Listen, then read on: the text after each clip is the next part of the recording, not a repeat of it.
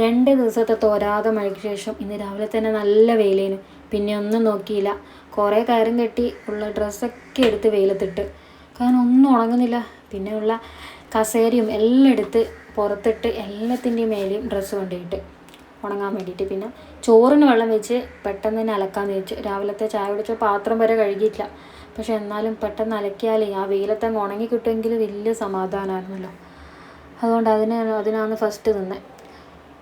Washing machine ഇല്ലാത്തതുകൊണ്ട് ഭയങ്കര ഒരു പണി കിട്ടിയിട്ടാണ് ഉള്ളത്. കാരണം എന്ന് വെച്ചാൽ ഈ മഴയത്ത് ഒട്ടും ഉണങ്ങുന്നില്ല, വെയിലില്ലല്ലോ. അതുകൊണ്ട് വാഷിംഗ് മെഷീൻ ഉണ്ടെങ്കിൽ ഒന്ന് ഉണങ്ങി കിട്ടുമായിരുന്നു, അത് തന്നെ വലിയ ഉപകാരമായിരുന്നു. അവിടെ എല്ലാം എടുത്ത് വെയിലത്തിട്ട്. പിന്നെയും നല്ല വെയിലായതുകൊണ്ട് ഉള്ള കസേര എല്ലാം എടുത്ത് ഞാൻ ആ ഡ്രസ്സെല്ലാം എടുത്ത് വെയിലത്തിട്ട്. അപ്പോൾ കാത്തുമ്മയും അമ്മമ്മയും കൂടി അവിടുന്ന് റംബൂട്ടാൻ തിന്നല. ഇന്ന് വേറെ ഒന്നും വയറ്റിലേക്ക് പോയിട്ടില്ല. റംബൂട്ടാൻ പിന്നെ അത്യാവശ്യം തിന്നോളും. റംബൂട്ടാൻ എന്ന് വെച്ചിട്ട് അത് അമ്മമ്മ അവിടെ നിന്ന് ഇങ്ങനെ കൊടുത്തുകൊണ്ടിരിക്കല. അപ്പം ഞാനും അമ്മമ്മ ഇങ്ങനെ പറയല, മഴയെങ്ങാനും പെയ്തിനെങ്കിൽ പെട്ടെന്ന് പെയ്യുക. അപ്പോൾ പിന്നെ ഈ ഉണങ്ങിയത് ഫുള്ള് വീണ്ടും മൊത്തത്തിൽ നനയും. പിന്നെ പണീൻ്റെ മേലെ പണിയായിരിക്കും. എന്നാലും ഈ വെയിൽ കാണുമ്പം എടുത്തിടാണ്ടിരിക്കാൻ തോന്നുന്നില്ല. അതിനകത്ത് എടുത്തിട്ട് ആ സമയം കൊണ്ട് ചോറ് വാർത്ത്.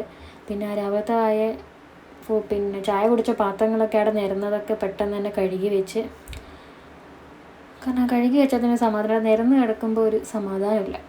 അപ്പോൾ അതങ്ങ് കഴുകി വെച്ച് ചായ വെക്കാമെന്ന് വെച്ച്. രാവിലത്തെ ചായ കൂടി ഒരു ട്രിപ്പ് കഴിഞ്ഞതാണ് ഇത്. പിന്നെ 12 മണി 12:30 ആകുമ്പോൾ ഒരു ചായ. ആ ചായയും വെച്ച് കാത്തുമ്മേനെ അമ്മമ്മ എങ്ങനെയെല്ലാം കൂടി ഉറക്കീന്.